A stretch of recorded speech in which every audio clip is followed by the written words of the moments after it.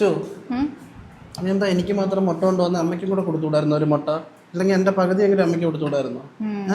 അത് കൊള്ളാം. അവിടെ അടുക്കള വന്നിട്ടേ എന്റെ മുട്ടയും വാങ്ങിച്ചു ഇന്ന് അമ്മയുടെ മുട്ടയും വാങ്ങിച്ചു എനിക്ക് ചപ്പാത്തിലൂടെ മുട്ട വേണ്ടെന്ന് പറഞ്ഞ ആളാ.